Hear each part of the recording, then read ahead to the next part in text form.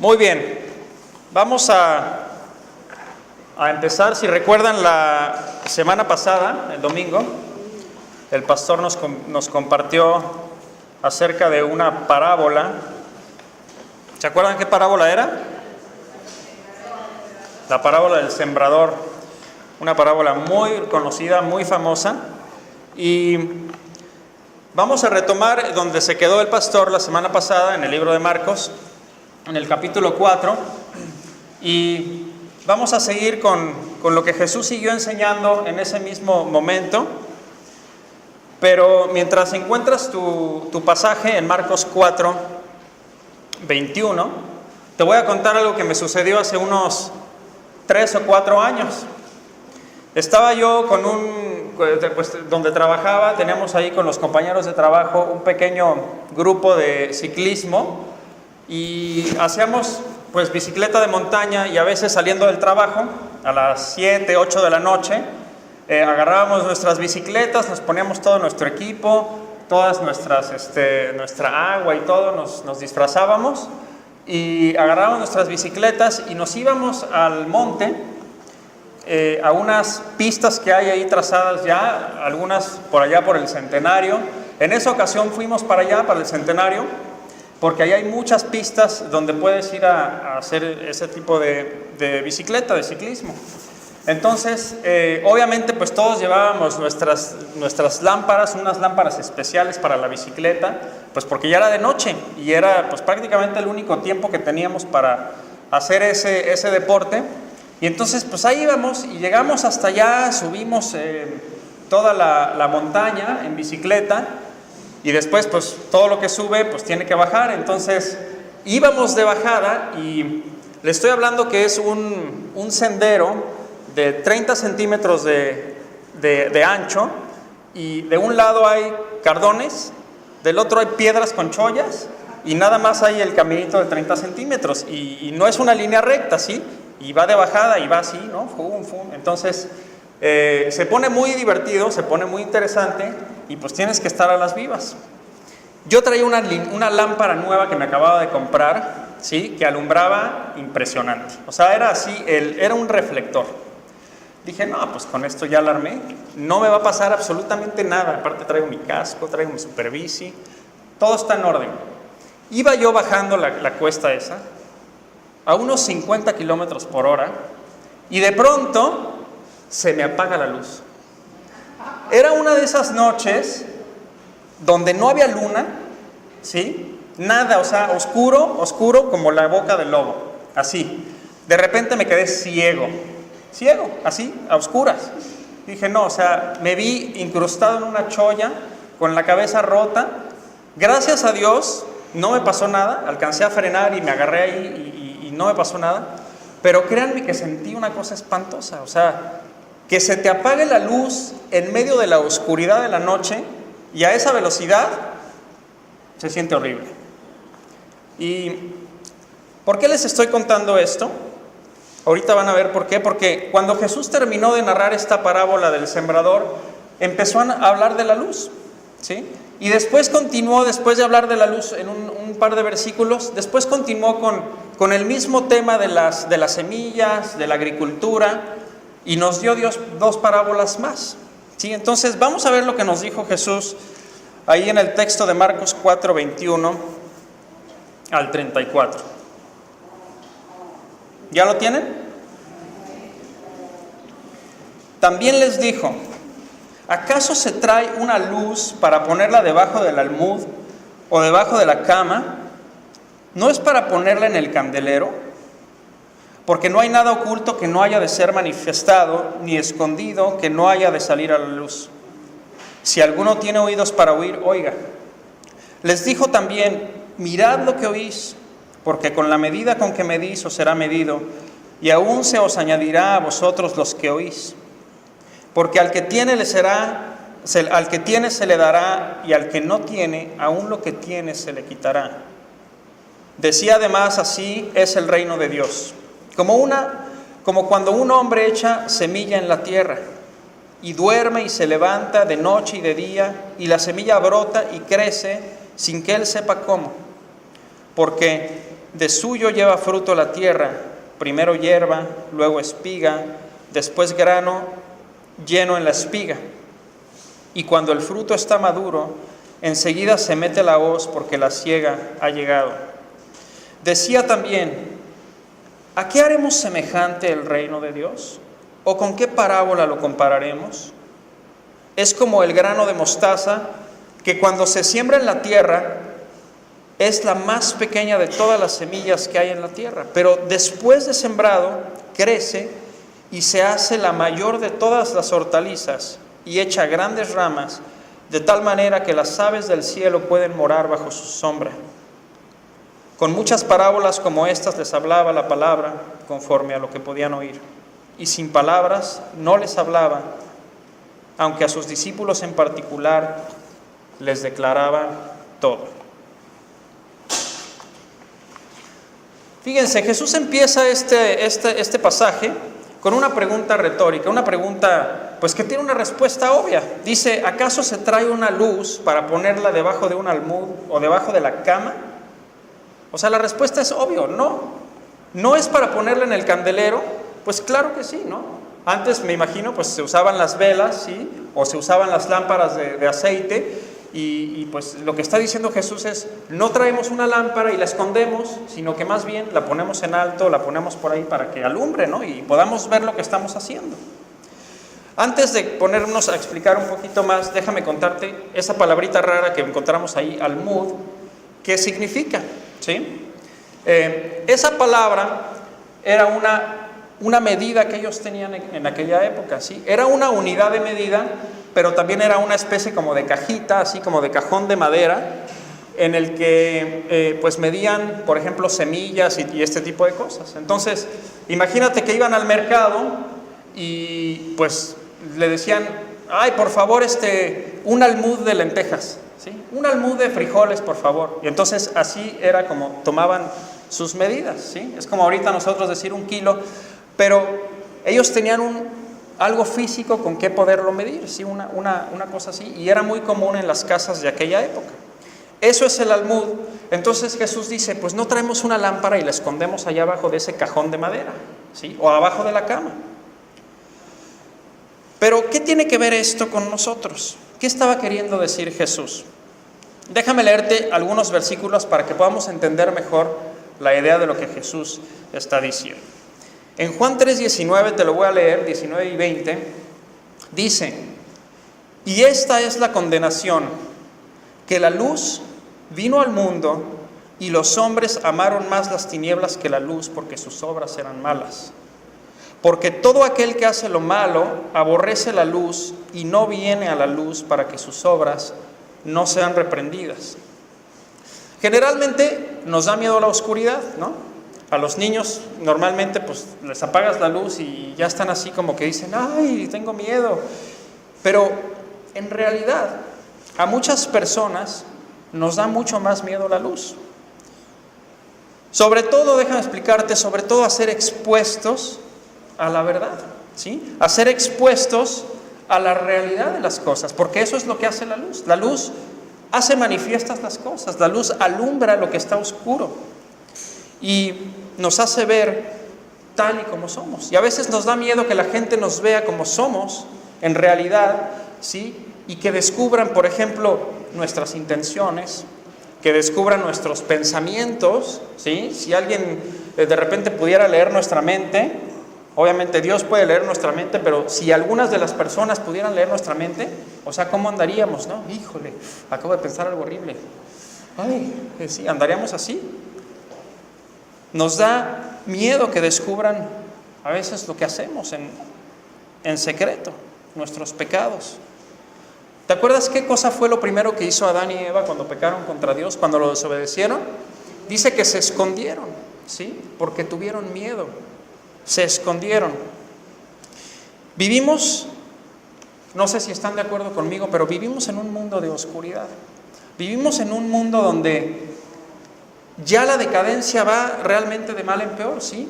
Tú prendes las noticias, escuchas un poquito de lo que está pasando en el mundo y dices: ¿cómo es posible que hayamos llegado a tanta maldad, a tanta oscuridad, a tantas tinieblas?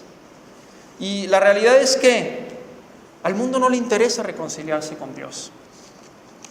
Como veíamos en los versículos, no quieren venir a la luz porque sus obras son malas y no quieren que sean reprendidas. Pero fíjate lo que sigue diciendo en Juan 8:12. Otra vez Jesús les habló diciendo: yo soy la luz del mundo. El que me sigue no andará en tinieblas, sino que tendrá la luz de la vida. Y fíjate, déjame leerte el pasaje paralelo al que estamos leyendo en Marcos, pero en Mateo. Fíjate lo que dijo Jesús. En Mateo 5:14 dice: vosotros sois la luz del mundo. Una ciudad asentada sobre un monte no se puede esconder. Ni se enciende una luz y se pone debajo de un almud, sino sobre el candelero y alumbra a todos los que están en la casa. Es nuestro mismo pasaje, pero en Mateo. Así dice Jesús: así alumbre vuestra vida delante de los hombres, para que vean vuestras buenas obras y glorifiquen a vuestro Padre que está en los cielos. Entonces lo que Jesús está diciendo es: ustedes son la luz del mundo, ¿sí? Jesús venía hablando la parábola del sembrador, y al final de la parábola del sembrador dice: los que dieron fruto, ¿se acuerdan? A 30, a 60 y a 100 por uno. Y inmediatamente empieza a hablar de esto, ¿sí? Y dice: ustedes son la luz del mundo, ¿sí? Los que llevan fruto son ustedes los que tienen que alumbrar en este mundo, ¿sí? Ese es el propósito por el cual ustedes están aquí, es lo que está diciendo Jesús. Cuando una lámpara no sirve para alumbrar, ¿para qué sirve? Para nada, ¿no? Para nada. O sea, la lámpara súper poderosa que yo traía en mi bicicleta no me servía para nada ahí arriba en medio del monte, ¿sí? No servía. Y existen muchas cosas que nos pueden desviar del propósito para el cual Dios nos ha llamado. Ese propósito de ser luz en las tinieblas. Dice la palabra que Él nos llamó de las tinieblas a su luz admirable. Tenemos un llamado, y a veces las preocupaciones o el miedo a lo que la gente vaya a pensar de nosotros, el miedo al que dirán nuestros familiares, nuestros amigos, el miedo a enfrentarnos con algún pariente, la desobediencia, la falta de fe que a veces tenemos, los afanes del mundo, todas esas cosas pueden apagar nuestra vida espiritual. Y entonces, ¿qué pasa? Cuando cedemos ante todo eso, dejamos de reflejar la luz de Cristo. Dios quiere que alumbremos a otros para que otros puedan ver el camino que Él ya nos mostró a nosotros, ¿sí? Y que a través de nuestra vida otras personas puedan llegar a conocerlo. Ese es nuestro propósito, el de alumbrar, ¿sí? No el de escondernos. ¿Sí me agarras la idea? Ahora, ¿cuáles son los almudes? ¿Sí? Vamos a ponerlo así. ¿Cuáles son los almudes, los cajones, las cajas, los guacales, si quieres llamarlo así, en nuestra vida que a veces cubren la luz de Jesús? Muchas veces la vanidad, ¿sí? El deseo de llevarnos nosotros la gloria, en lugar de dársela a Dios, a quien le pertenece, puede ser una de esas tapas que estamos poniendo sobre la luz de Jesús. Déjame ponerte unos ejemplos. Llega la gente y te dice: oye, qué increíble lo que están haciendo, qué padre ministerio, oye, qué buena idea tuvieron, está llegando mucha gente, oye, qué padre lo de los niños, oye, qué padre esto, oye, el campamento, y aquí y allá. O muchas veces llegan y te dicen: oye, qué bonita familia, oye, qué buen trabajo tienes, qué padre. ¿Y qué decimos muchas veces? Ay, muchas gracias, sí, gracias. Sí, es que, pues sí, la gente necesita. Y no le damos la gloria a Dios, ¿sí? No decimos: gracias a Dios, esto es por Dios, ¿sí? Esto es porque Dios puso en mi corazón hacer esto y aquello. O los dones, ¿no? Qué bien cantas, qué bien tocas la batería, qué bien tocas la guitarra. Y cuando nosotros no le damos la gloria a Dios, estamos cubriendo su luz. Y entonces estamos diciendo: yo soy el bueno, ¿sí? Y no Dios. Yo soy el sabio y no Dios, por las buenas ideas que tengo, por la sabiduría que Dios me ha dado, y escondemos su luz.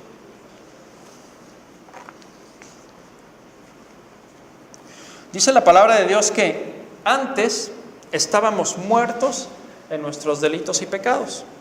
Pero cuando entregamos nuestra vida a Jesús, Él nos da una vida nueva y cambia nuestro corazón, cambia nuestra manera de pensar, cambia nuestra manera de vivir, y todo eso se refleja en un cambio en nuestro comportamiento, en las cosas que hacemos todos los días.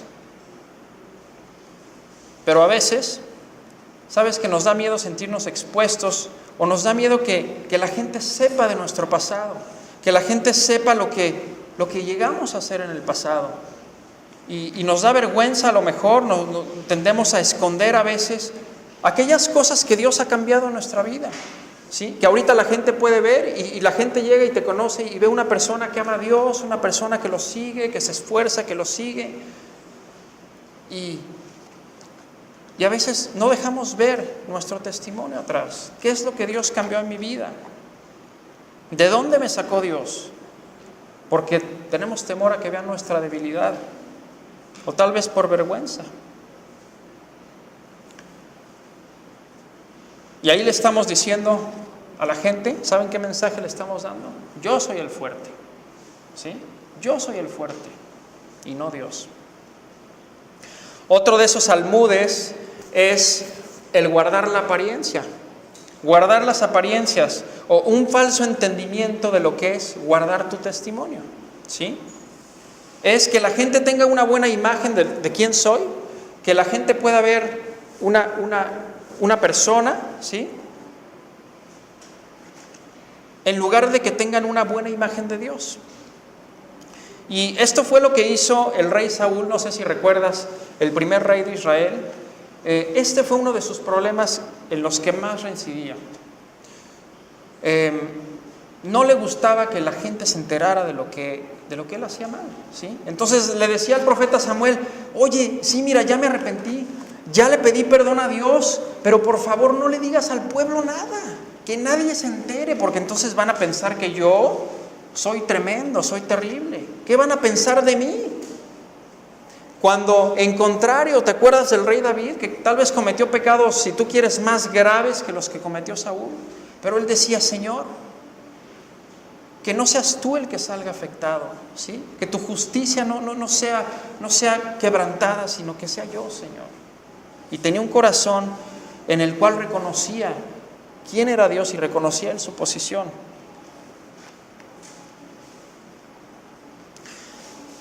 Lo que causa este tipo de actitudes, a veces en nuestra vida, son 5 cosas. Y causa que la gente no busque a Dios, porque a veces es inalcanzable, porque no pueden llegar a los estándares que ellos están viendo. Es el típico ejemplo farisaico, ¿sí?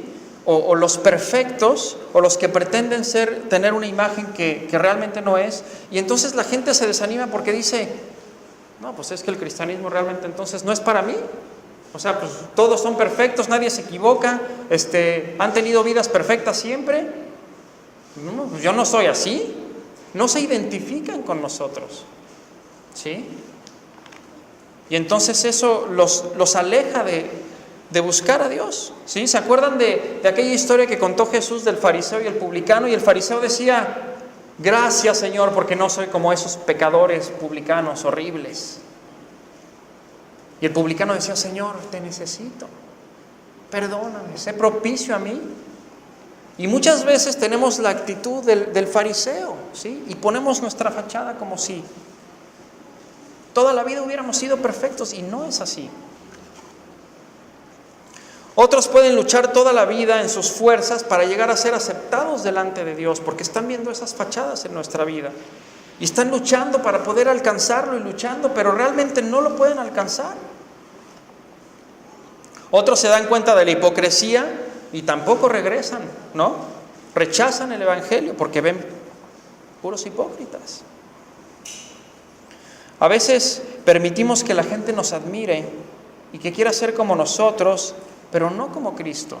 Lo que están viendo es a nosotros, no están viendo a Jesús, no estamos dejando que su luz brille en nuestra vida, no estamos dándole el reconocimiento a Él por lo que ha hecho en nosotros. ¿Sí me cachas? Fíjate qué dice 1 Corintios 4:7, te lo voy a leer. Porque, ¿qué tienes? Porque dice, ¿quién te distingue? ¿O qué tienes que no hayas recibido? Y si lo recibiste, ¿por qué te glorías como si no lo hubieras recibido? O sea, lo que está diciendo Pablo es, no hay lugar para gloriarse de nada. Todo lo que tienes, tus dones, tus habilidades, tu sabiduría, la forma en que aconsejas a las personas, todo eso te lo he dado yo. Todo lo que tienes lo recibiste de mí. Entonces no hay lugar para gloriarnos. Hay lugar nada más para darle la gloria a quien la merece, y ese es a Dios.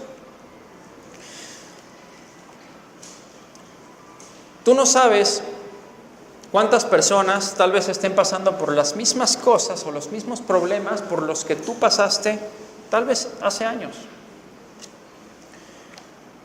No sabes cuántas personas pueden estar luchando con el mismo problema, con el mismo pecado con el que tú luchaste por años y que finalmente pudiste rendir al Señor y que el Señor cambió para siempre.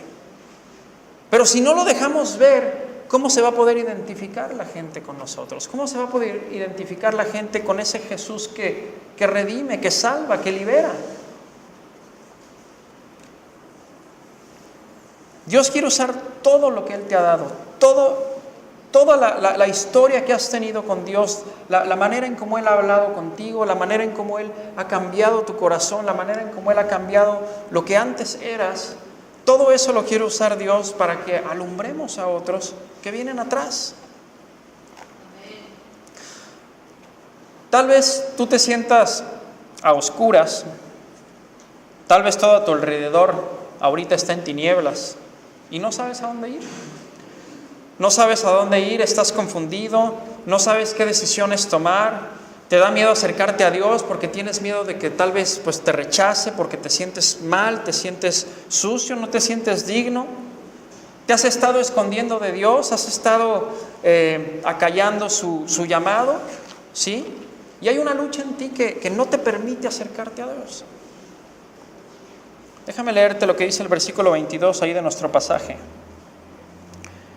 Dice, porque no hay nada oculto que no haya de ser manifestado, ni escondido que no haya de salir a luz. No hay nada oculto que no haya de ser manifestado. Todas las cosas que están ocultas van a salir a la luz tarde o temprano. Esa es una ley que Dios puso, ¿sí? La palabra de Dios dice, el que encubre sus pecados no prosperará, mas el que los confiesa y se aparta alcanzará misericordia, dice Proverbios. Mira, créeme que es a veces muchísimo mejor que seamos nosotros los que saquemos las cosas que traemos ocultas, a que nos esperemos a que Dios las saque. Porque cuando Dios saca las cosas a la luz, créeme que vas a estar muchísimo más expuesto, ¿sí? Pero no te estoy diciendo esto para asustarte o para que pienses que ay, todo va a salir a la luz, me va a caer un rayo del cielo, ¿sí? Dios me va a castigar. Dios quiere sacar esas cosas a la luz de tu vida porque quiere liberarte de esas cargas. Quiere liberarte. Cuando una persona va cargando pecados encima, ¿sí? Mentiras, ocultar esto, ocultar el otro, que nadie sepa, que nadie se entere, vamos cargando un montón de cosas sobre nosotros. Son cargas pesadas. Y Dios lo que quiere hacer es quitarnos esas cargas. Entonces muchas veces Dios recurre a sacar las cosas a la luz, ¿sí? Exponer las cosas para liberarnos de esas cargas. Es parte de su misericordia, es parte de su gracia. Dios quiere quitarte las cargas que traes encima. Quiere quitarte de encima esa culpa, quiere sanar tu vida, quiere restaurar lo que tú rompiste. ¿Estás ahí? Amén. Efesios 5:14 dice, despiértate tú que duermes y levántate de los muertos y te alumbrará Cristo. Despiértate tú que duermes. Fíjate, aquí tienes que tomar una decisión. Es un reto, es decirte, levántate, ¿sí? Despabilate. Da un paso, ¿sí? Sigue a Cristo y Él te va a alumbrar, va a quitar tus cargas, va a limpiar tu vida. Eso es lo que está diciendo. Versículo 23 de nuestro texto dice: si alguno tiene oídos para oír, oiga. Como quien dice, el que lo agarró, ¿no? ¿Lo cachaste o no? ¿Sí? Y esta frase la usó Jesús muchas veces, ¿sí? Pongan atención, esto es importante, les decía Jesús. Y en el versículo 24 les dijo también: mirad lo que oís. O sea, trucha, mira lo que te estoy diciendo, porque con la medida con la que medís, os será medido, y aún se os añadirá a vosotros los que oís. Versículo 25, porque el que tiene, le será dado, y al que no tiene, aún lo que tiene, le será quitado. ¿Sabes qué quiere decir esto? Mientras más nos dejamos usar por Dios, más nos va a usar Dios. Mientras menos permitas que Dios te use, menos te va a usar. Eso es lo que está diciendo. Mientras más rechazamos el mensaje de Dios en nuestra vida, mientras más resistimos a su llamado, más difícil nos va a ser arrepentirnos, ¿sí? Nos vamos alejando cada vez más del punto de retorno. No sigas aplazando su llamado, no sigas postergando el llamado que Dios está poniendo sobre tu vida. No sigas diciéndole no a entregarle tu vida a Él. Al que tiene, se le dará más, pero al que no tiene, aún lo que tiene le será quitado. ¿Te acuerdas de esa frase? Esa frase la repitió Jesús también con la parábola de los talentos. ¿Te acuerdas de esa parábola? Que estaba un señor, ¿sí? Y le da a sus 3 siervos, a uno le da 5 talentos, 5 monedas, y le dice: administralos, yo me voy a ir de viaje. Al otro le da 2, y al otro le da una moneda, ¿sí? Y entonces el Señor se va a un viaje, y cuando regresa después de tiempo, les dice: bueno, ¿y dónde está lo que les di? Y entonces el que tenía 5 talentos llega con su señor y le dice: Señor, aquí están tus 5 talentos, y con esos comercié, hice negocios y gané otros 5 talentos para ti. Usó lo que Dios le había dado para hacer más. Y el que le había dado 2, le dijo: Señor, aquí están tus talentos, 2 me diste, te entrego 2, y otros 2 que también comercié y pude ganar para ti. Y el que le dio un talento le dijo: ¿y tú qué hiciste con el talento que te di? Señor, pues es que mira, yo tuve miedo y fui y lo escondí, lo enterré porque me dio miedo de perderlo, entonces aquí está tu talento, pero no hice nada con él. Y le dice: siervo malvado. Y es lo que está diciendo Jesús, ¿sí? Si Jesús te da algo y lo pones a su servicio y Él lo usa, Él lo va a multiplicar y tú lo estás honrando con eso. Por eso dice que Él quitó el talento de la persona que no hizo nada con ese talento y se lo dio al que había hecho más con sus talentos. Y eso es lo que pasa a veces con nuestra vida. Si no ponemos lo que Dios nos ha dado, aunque sea una cosa, un don, un talento, una cosita, un servicio que parezca a lo mejor insignificante, lo que sea que Dios te haya dado, hay que usarlo para su gloria.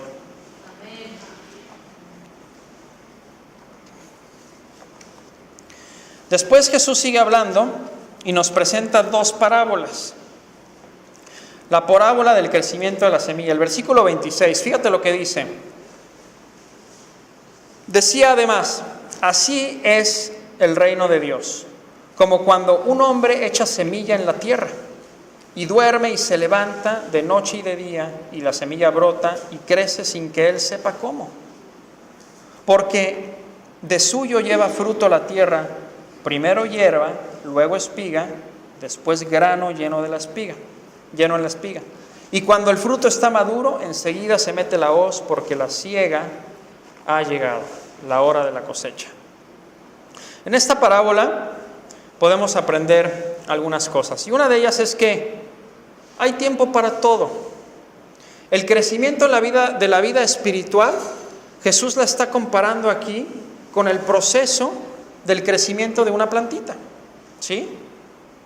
Es un proceso que requiere tiempo, no es de la noche a la mañana, ¿sí?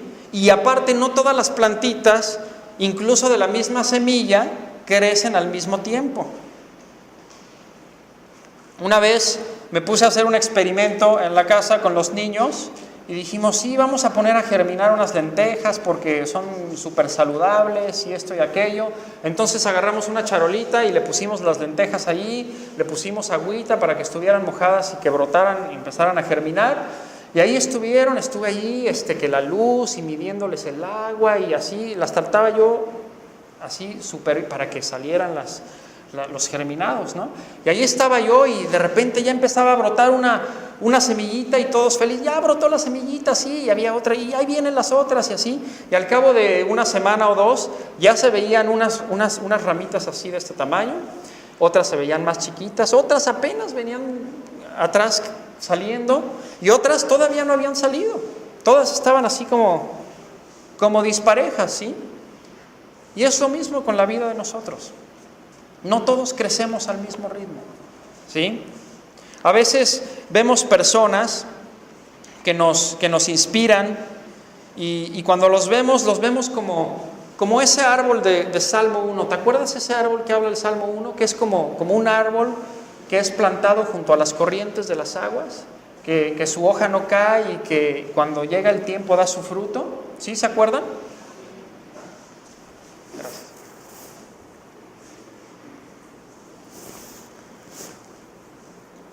A veces vemos a personas que podemos comparar con ese tipo de cuadro, ¿no? Con ese árbol, que son robustos, que tienen una fe inamovible, ¿no? Que tienen sabiduría, que son de bendición a otras personas, que la gente los busca como un refugio, que pueden encontrar consejo en ellos.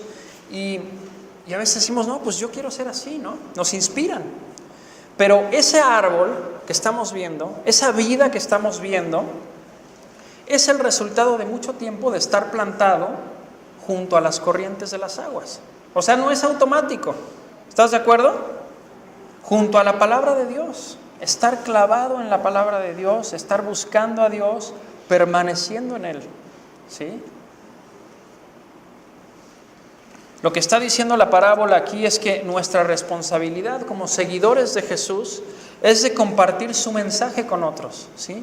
Es de echar la semilla, de regarla, ¿sí? Discipulando a la gente, enseñando a la gente, compartiendo con la gente, y que finalmente cuando esté madura y tenga fruto, poder cosecharla, ¿no? Para los pies de Cristo, para la gloria de Él. Amén.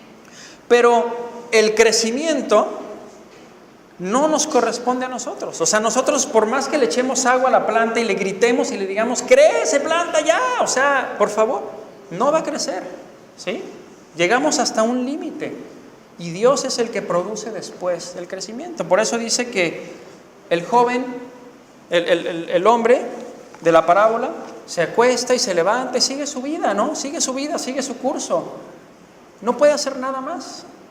Y Dios es el que finalmente va dando el crecimiento. Fíjate lo que dice 1 Corintios 3:6, que dice Pablo, dice, yo planté, ¿sí? Apolos regó, pero el crecimiento lo ha dado Dios. Así que ni el que planta es algo, ni el que riega, sino Dios que da el crecimiento, ¿sí? O sea, no es en nuestras propias fuerzas, ni para nuestra propia gloria.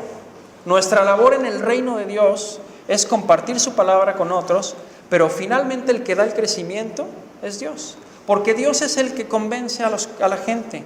Él es el que cambia los corazones. No podemos forzar nosotros a nadie a creer.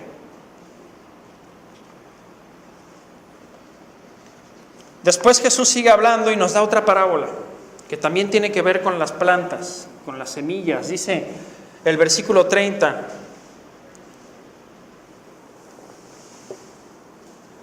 Decía también, ¿a qué haremos semejante el reino de Dios? ¿O con qué parábola lo compararemos? Es como el grano de mostaza que cuando se siembra en tierra es la más pequeña de todas las semillas que hay en la tierra. Pero después de sembrado, crece y se hace la mayor de todas las hortalizas y echa grandes ramas de tal manera que las aves del cielo pueden morar bajo su sombra.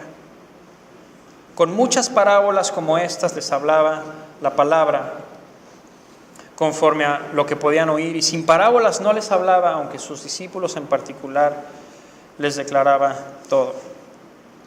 Esta parábola nos habla de cómo algo tan pequeño como es la semilla de la mostaza, y hay varios tipos de semilla de mostaza, hay variedades diferentes, pero esta en particular de la que está hablando aquí era una semilla del tamaño de la cabeza de un alfiler, ¿sí? Una cosita así diminuta.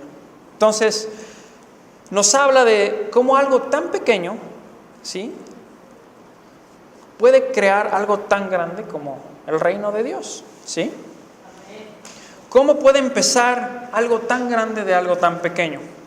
Así como una insignificante semillita de mostaza, ¿sí?, que crece hasta convertirse en un matorral enorme de hasta 3 o 4 metros de altura, y que puede dar sombra a los pájaros, y que los pájaros llegan, hacen sus nidos, hacen sus casas.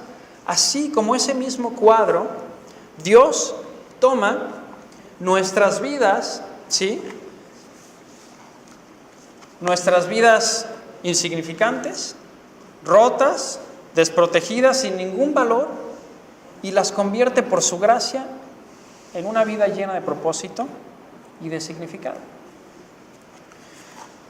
Y no solo eso, sino que llegamos a ser bendición a otras personas. ¿Sabías que esa planta de la que está hablando aquí, de la mostaza, tenía tantas buenas propiedades que se comían hasta las hojas? Las echaban en la ensalada, ¿sí?, porque tenía unas proteínas impresionantes. Todo se aprovechaba, todos, o sea, los pájaros llegaban. Por eso dice Jesús que era la más grande de todas las hortalizas, porque se la comían.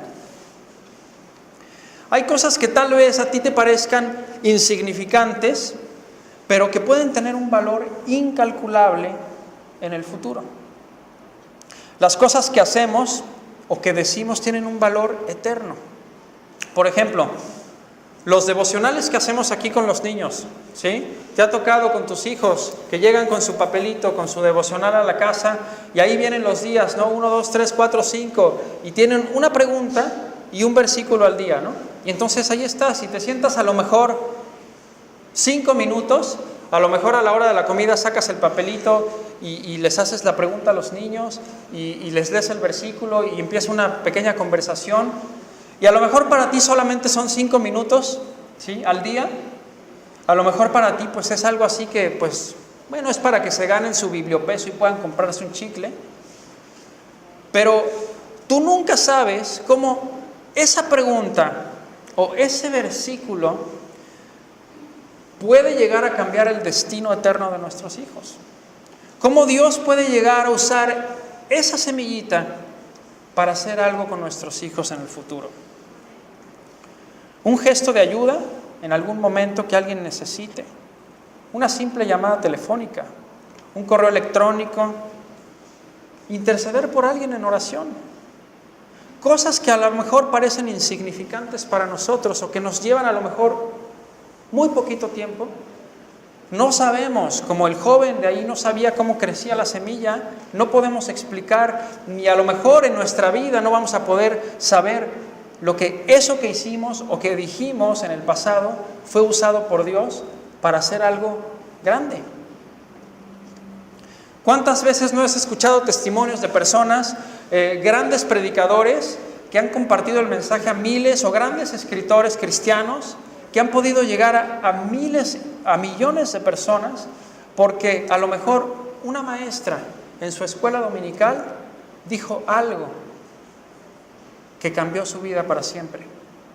Y de ahí Dios hizo un árbol enorme de una pequeña semillita. Pero lo mismo aplica para lo negativo. Todas las cosas que decimos, todas las cosas que hacemos, una simple palabra puede lastimar a alguien de por vida y dejarlas heridas. Decía un escritor cristiano que todo lo que hacemos o que decimos aquí en la tierra tiene un eco en la eternidad, ¿sí? Todo tiene un eco en la eternidad.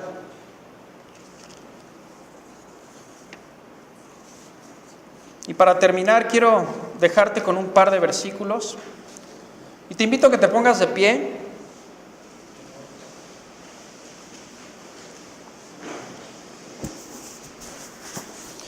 y que me acompañes ahí con tus oídos.